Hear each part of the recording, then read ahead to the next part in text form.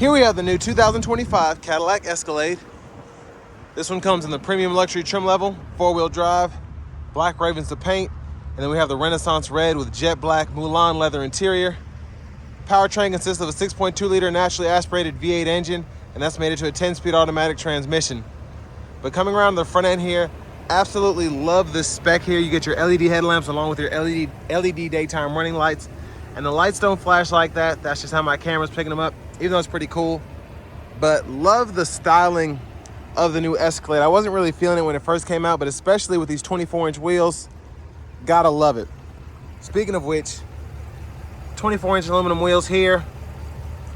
Now, you might be thinking, how is this gonna ride with 24-inch wheels? We'll test it out on the test drive portion, but you do get magnetic ride control as well as the air suspension, as this one is equipped with a touring package, so we'll see how that holds up. Passive keyless entry on the front. Now with the touring package, you do get the soft closed doors, and I absolutely love this Renaissance red here. It looks absolutely stunning. Memory seat functions are here. One touch up and down windows on all 4 doors. Power mirror controls. You can power fold the side mirrors with blind spot monitors and those. Power door lock controls, and there's your handle there. We get that AKG studio sound system.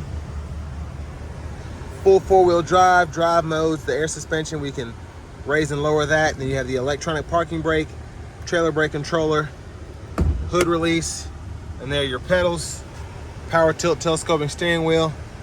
I'm gonna lower this a little bit. It's very hot out, so that's why I have the AC up. But here's our power driver seat with 4-way power lumbar support. And again, just love how beautiful that seat is. This interior is my favorite on the new Escalades. I'm just gonna say it. But a huge thanks to Cadillac of Murfreesboro for allowing me to review this Escalade today. I'll leave a link below in the description. If you're looking to find the best price on one of these closer to home, click on that second link down below. It takes just a minute to fill out your information. I'll make sure the local deals are fighting to get you the best price on this or whatever new vehicle you might be interested in. And I'm also starting memberships up, so if you want to get early access to this video, well, to future videos, go ahead and sign up for that. Starts at just 99 cents a month, and you'll get early access to whenever I get these videos posted. But have the seat up front adjusted for someone of my size, being 6'3" with longer legs. So sitting behind myself, decent space back here. There's a view of the front from back here. And there's the sunshade when it's closed. Now with the rear entertainment system, you can hook up your HDMI ports with the hotspot, Hulu, YouTube, web browser, all of that, and pretty easy to function this system in general. Really like how good the graphics are here and just how nice the screen is itself. Seat back pockets on both sides. Now we have our rear AC controls here, and then 3-stage heated outboard seats. Bottle holders are there. And then you have 2 USB-C ports there for charging, and then your HDMI ports for either screen there. 3-prong household plug-in there. I believe that's 120 volts. Here's a look at the back seat. I'm gonna see if I can adjust the brightness and make my way back there. The tight squeeze in the middle. It's not terrible, but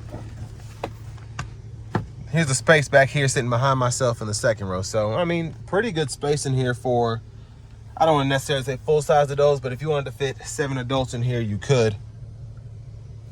And I like that we have the hanger hooks and the vents in both rows. Let's go ahead and make our way towards the back. Now in terms of the AKG studio sound system, I have tested that on a couple of Escalades, Escalade ESVs, so I can tell you that it is a very good system there. Premium is recommended to get the full power output, but you can run regular on this, which is always good. There's a look at the back. Trailer hitch integrated there. There's your spare, and there's your exhaust there as well. And I like how they did the exhaust tips here, integrating that in the bumper. Now if you want to open the lift gate, push the crest there, and there's a look at the space behind the third row. Top tethers for the car seats are on the back of the seats themselves. And then we can power release the second row, power fold up and down the third row.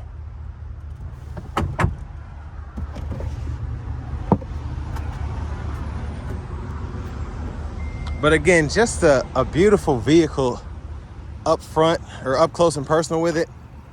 And just how it's equipped is fantastic, having the air suspension and all of that with the touring package. Now, grab this if you want to move the seat forward or back. It does take a little bit of elbow grease to pull it all the way back. And then you can hit that once to fold into the floor, hit it a second time, you can tumble it. And then pretty easy to put it back into place. Again, just requires a little bit of elbow grease there. Now, comparing this to the Navigator, the one thing that the Navigator Black Label has over just this premium luxury is just having that second row power seat function there. But again, that is on a Black Label. So comparing that with a Sport Platinum or something like that, pretty neck and neck. This one's only $114,289 for the sticker price there. And you all can pause anywhere you need to if you want to take a closer look at anything. But yeah, this one's pretty well equipped with options. Those 10-spoke alloy wheels. I think I might have said aluminum earlier. But having the rear entertainment system, and you have to pay a big premium for that Renaissance red, but it's worth it in my opinion.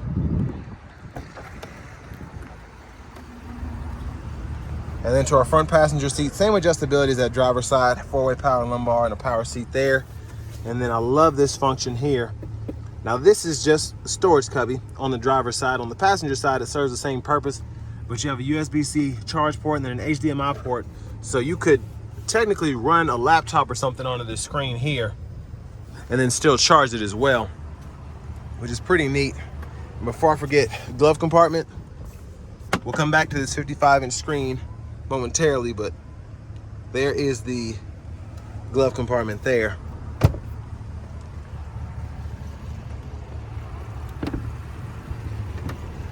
Now as we come back around to the front, it's a quick look in the engine bay. 6.2 liter V8.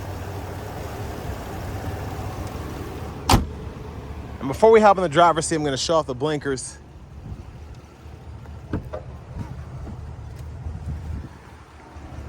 And the side mirror there.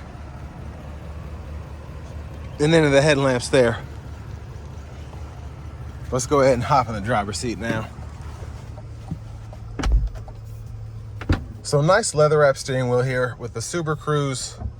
You have the indicator there as well as the sensor there.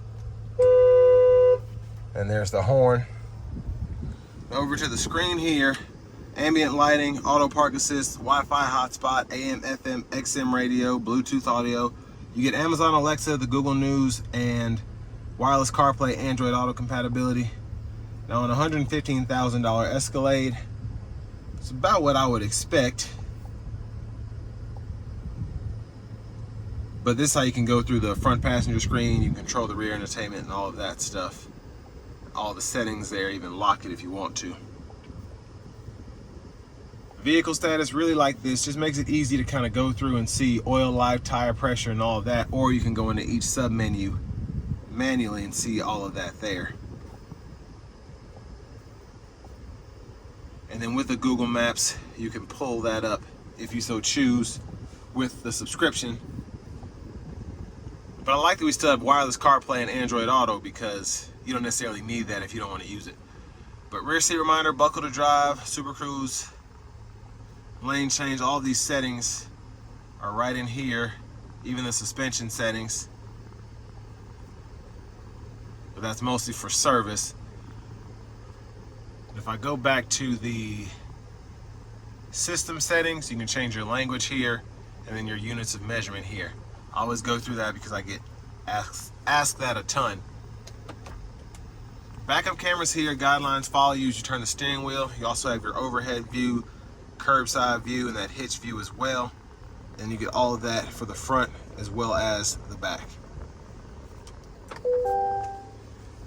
Now, down here, this is where a lot of your important controls are. So, headlamp controls are there. You do not have a typical stalk or a knob on the left side of the steering wheel to control those, so those are in here, but pretty easy to get to them.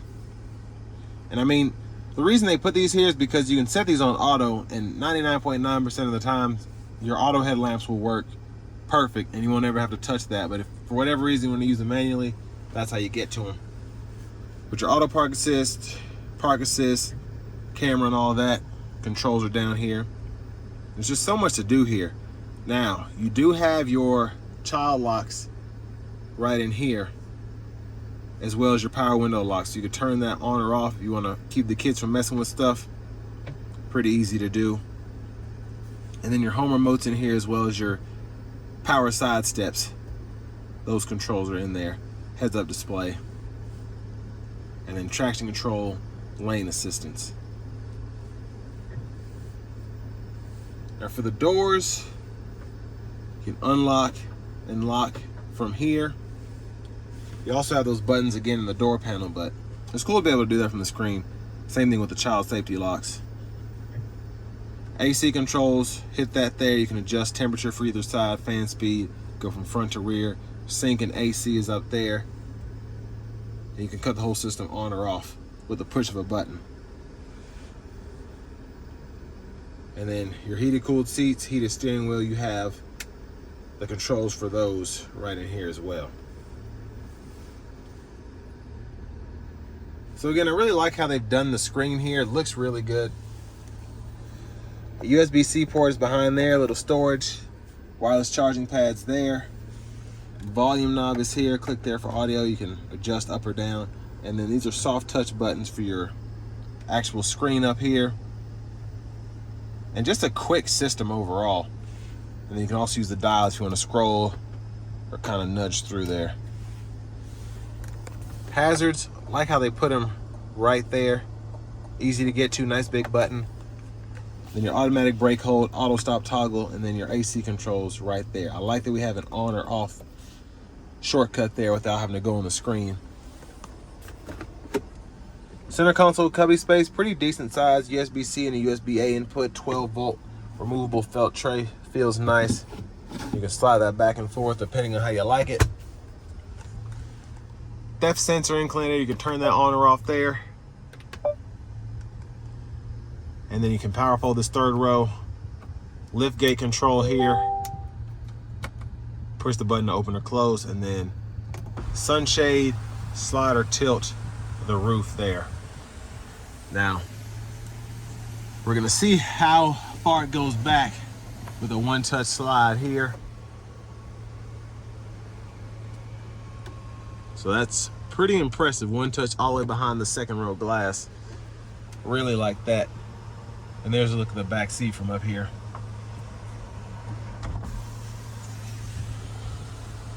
Rear camera mirror, gonna adjust that. Vanity mirror. Now back to the steering wheel itself. On the left side stalk, blinkers, high beams, you can flash there. Wipers are here, rear wipers here. Pull either way there for the rear wiper fluid. Push all the way in on the side here for the front wiper fluid. Now the shifter is on the column here, so just hit the brake, pull for neutral, pull and up for reverse, pull and down for drive. While you're in drive, activate your low mode here, and then you can use the paddle shifters behind the steering wheel to go through the limiter. And you can see it'll show you what gear you're in that corner there. Press in there for park. Now with the cruise control, if you want to turn that on, pretty easy to do. And then you can set your speed while it's on. If it's in adaptive or in regular, you can switch to the other one by holding that X button there. And you can see it'll show you once the other one's been changed to. But gap adjust for that forward collision alert or adaptive cruise is there. And then hands-free driving, when applicable, you can activate it there. And then your audio sources, you can hit that and then scroll through using this here. And then when it's just in the regular mode, you can hit this here and then you can scroll through. Well, sorry, you don't have to click it. You can just scroll through at any time when it's up, and you can choose between the gauges, the Google Maps, the AR camera, or the driver assistance view there. But volume down, volume up, track list or radio station presets can be gone through here, mute, Bluetooth, and then your voice recognition buttons right there. Quick look at the heads-up display right there in the middle. Doesn't flash like that. Again, it's just my camera picking up. Push button start. Finally, here's the key fob with remote start. But next, let's go ahead and take this 2025 Cadillac Escalade Premium Luxury out on the road for a test drive. So starting the test drive in this Escalade Premium Luxury, we have the magnetic ride control and the air suspension here. And on these 24s, very impressed by just the overall ride quality so far. Very smooth, just driving down the road here. Now with the 10-speed automatic, it does like to shift quite a bit, especially just in the normal drive mode. And with this one having just 5 miles, not gonna give it a whole lot getting on the interstate here, but I'll open it up. Here we go.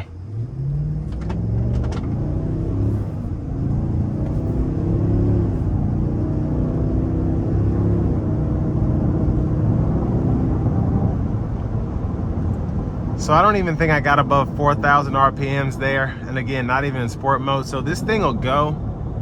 Again, just with 5 miles on it, I didn't want to give it too hard of a pull. Now I want to test out the adaptive cruise.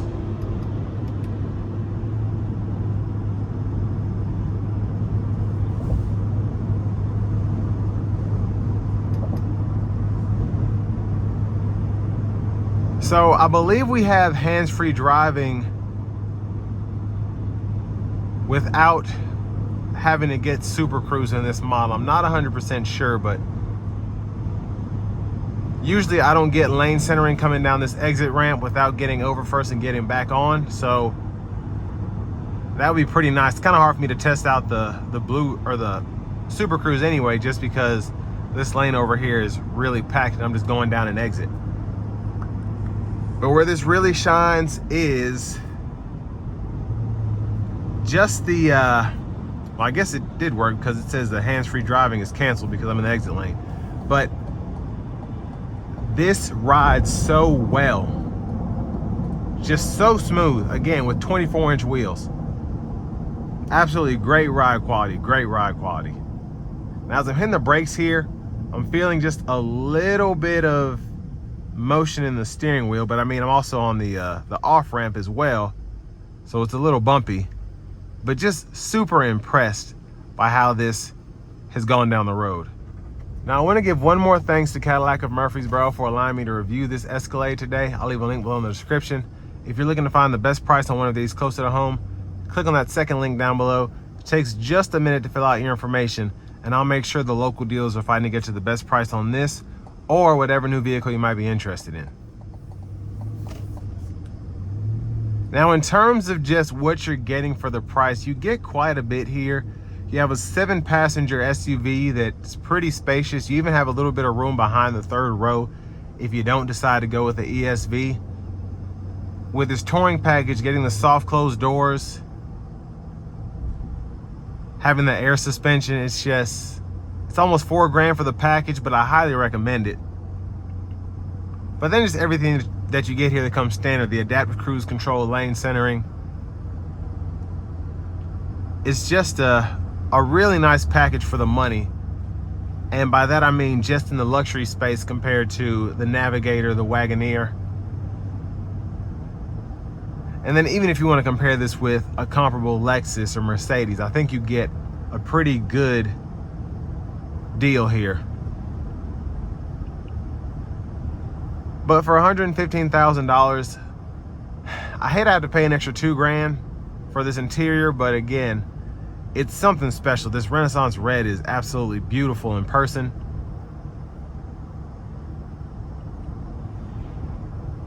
But sound acoustics in here are good.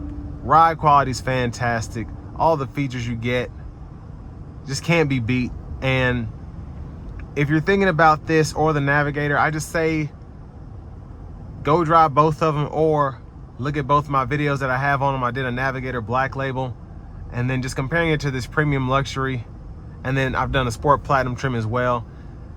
At this point, it's really based on preference. I think both of the big luxury American SUVs have come a long way.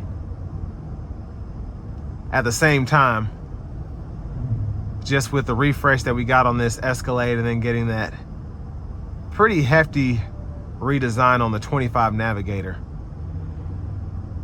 Like both engines as well. Again, it's just a preference thing. The Navigator feels faster with the twin turbo V6, but of course this one just having that larger displacement 6.2 V8. Again, just depends what you want. But if you're getting one of these, something tells me you won't be disappointed. And with all that being said, this will bring me to the end of my review of this 2025 Cadillac Escalade Premium Luxury.